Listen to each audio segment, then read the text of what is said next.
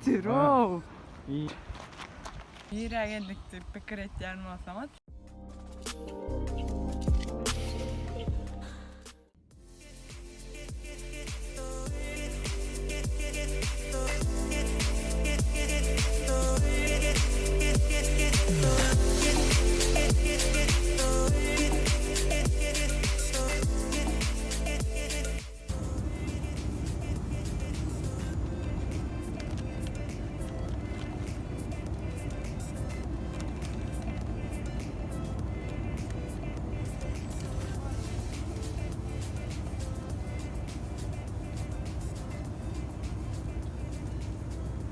Ulaştığında ilk sırasıyla uçaktan ayrılabilirsiniz.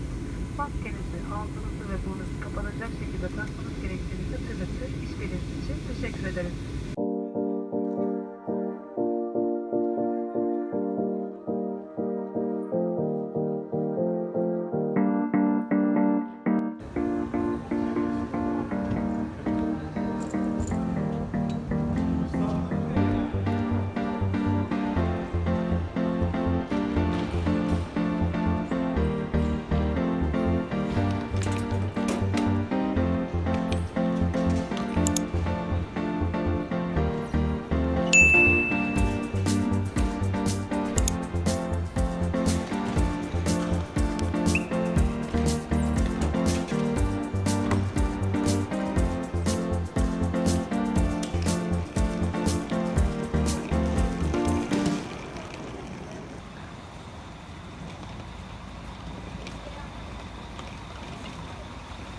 Fethiye'ye geldik şu an. Saat neçe?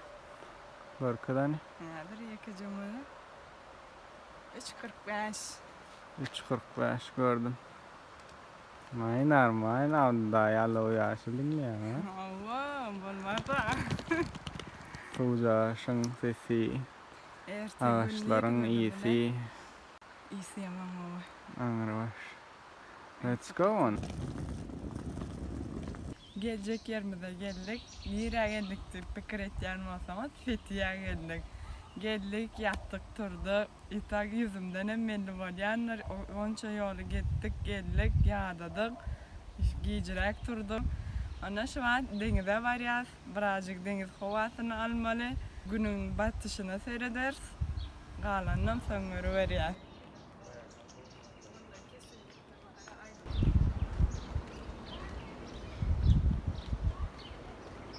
Franga may geçişyarak Fethiye'ye geldik. Fethiye niye de fikredyen olup biliyorsanız mannoslar.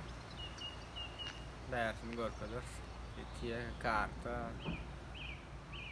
Ölü deniz. Umuman ölü deniz değil yani yerde. Ölü denizin hem ayrıtın hikayesi var. Onun ilerleyen başka vloglarda ayıp verirsin ekibidenden. Kıştan Toms'a var ya saatli videomuzda da görürsünüz. Toms'a geldik hava. Yani üstümüzde ne için integram sweatshirt var. Onun cevabı her derecikte gorko diye denize zıtı 100 metrede yaşayan yerimiz bolun için denize has yakın ve şimalcı var.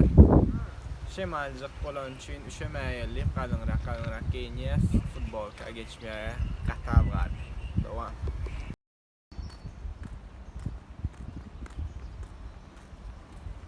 Slogan. Cennetten bir bölük dersi.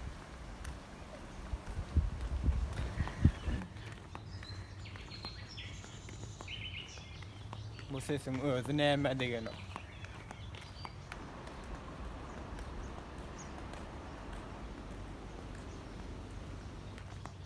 Haydi şimdi açacak 100 metre yakınımızda deniz var. Denize gidip varıyız. Denize ne için varıyız? Asıl soru o şol. Denize başımızın sebebi gün batımına seyretmek. Günün batışı bilen keyif etmek. Onda ne yemedi yer? Wow. İnanılmaz. Maybe.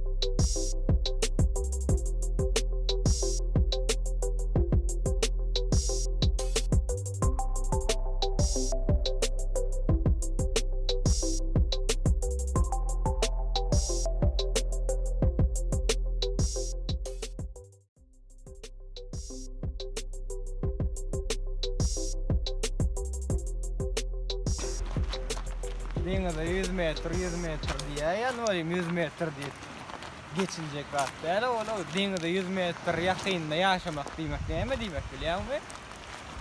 Ne şunlar ya la ayılganç anlar savaş bitti.